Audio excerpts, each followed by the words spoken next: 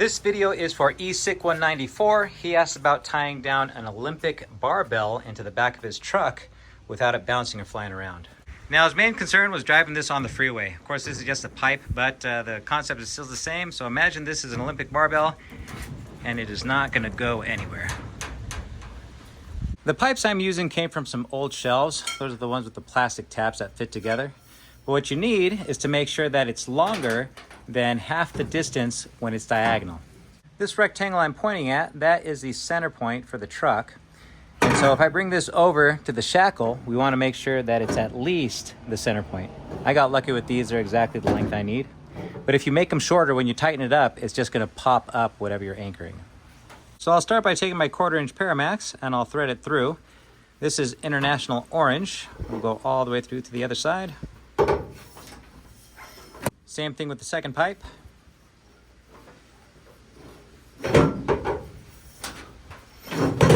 Now we got to tie this off to that anchor point. Here we're going to do a simple bowline. I ran through, I'll twist it once, twist it twice, I'll pull up on that little window, I'll thread through, and then it spills into a bowline.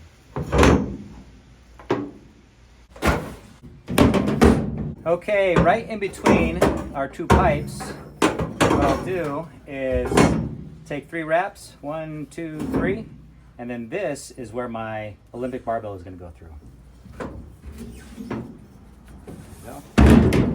The issue we're trying to overcome here is that we do not have anchor points in the lower corners of the bed. And so if we were to tie in our barbell, it would just pop up right in between the 2 anchor points. These pipes help us redirect the force of the rope right down to the bottom of the bed.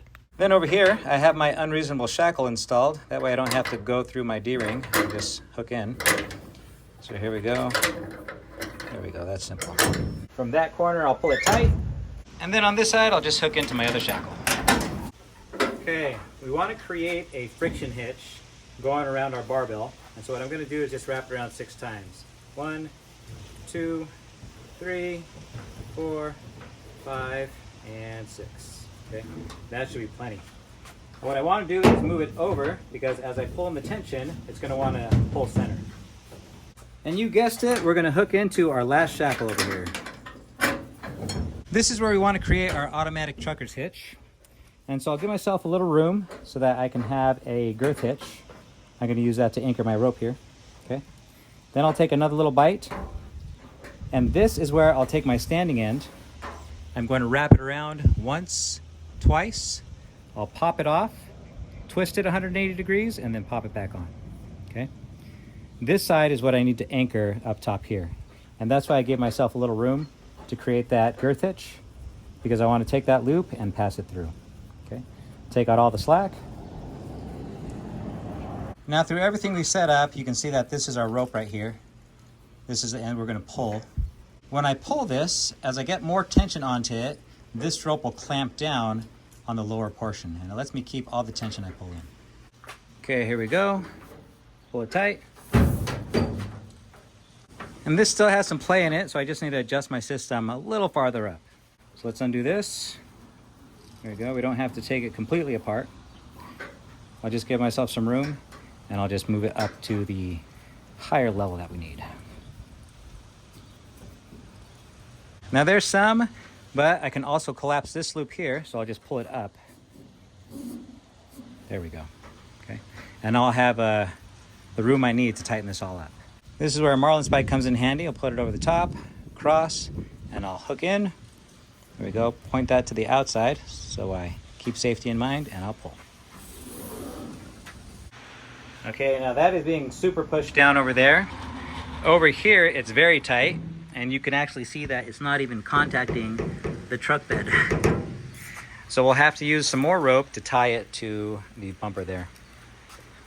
What I don't want to do is pull this rope towards the bumper because it'll pull my blackwall hitch free. So I'm just going to do a little half hitch and throw it back onto the Unreasonable shackle there. And now it's pulling it in the direction to keep it secure. If you don't have Unreasonable shackles, you can always run the length of your rope through the D-ring anchor point, and that'll work too. To tie down this final part, I'll use a blackwall carabiner. I'll feed it through, go around the front, and then you can see everything falls right into place with those little ears that are cut out. Then I'll run my rope underneath the bolt for the tow hitch. I'll hook in once, I'll hook in twice, make sure that I'm on the correct side, and then I'll pull it tight. That's not going anywhere. Now he was worried about taking his Olympic barbell on the freeway. You can see that this thing can shake the truck. And our cross pipes really keep it down. To release this, I'll take my rope, I'll run it back through, I'll put it over the top and pull it back down. There we go. We'll just run this out and then we can just undo the girth hitch that we pulled in. Over here, it's the same idea. I'll undo the half hitch I pulled in. And then instead of pulling it towards me to tension it, I'll push it away so that I can spill the blackwall hitch. Let's see if I can do it. There we go, just barely. Let's keep going. Okay, there we are. And then all this setup, it just comes apart. There's no difficult knots to untie. I can just pull it right on through and you can see we're all undone. Now this idea of using pipes at the front end of your truck bed, this came from an off-road recovery conversation I had with a guy. Let me show you a little more about that. This guy was telling me about how his buddy got stuck while off-roading his Jeep, and he couldn't pull the Jeep back out because of how he got stuck, so he had to push him forward. And so what he did is he took a chain and he fed it through a steel pipe. Of course, this one's plastic, but this is what I have for demonstration. And after he fed it through, he took the other end and he hooked it up to the ball hitch. And this other side of the chain, he hooked up to his own truck. And then he was able to push the truck forward without damaging anything. He told me it was like pushing a rope. Thanks for watching. If you'd like to support my channel, you can pick up your own Unreasonable shackles at my shop, awesomeforsale.com. But since you're still here, let me show you why they're called Unreasonable shackles. Okay, I got my rope anchored into the corner. I'll give the rope a twist and throw it on, give it another twist and throw it on, okay? What this does is create a clove hitch.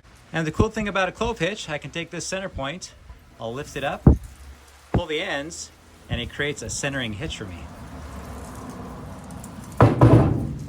I'll hook into my other shackle, and now I need to pull this tight so that my board doesn't go anywhere. I'll take a bite of my rope and thread it through the shackle, and then I'll just go all the way around and hold it in with girth hitch. And if I need to adjust the position, I don't need to undo it, I can just slide it in place. I'll take a second shackle and I'll install it on the same side where I pull in my tension. And it doesn't matter how the rope lies because it'll work any way it falls. This is where the Unreasonable comes in. I'll hook it into my shackle, hook it into my shackle, and with every turn, I get more major mechanical advantage. Let's pull that in. Okay, that's way more than I would need to secure this board. That's why it's unreasonable. And to tie it off, I'll just give it a twist, throw it over the top, and pull in a half hitch. I can do another one for good measure. And if you want to increase your holding power by 100%, you need to tap the board and say, that's not going anywhere.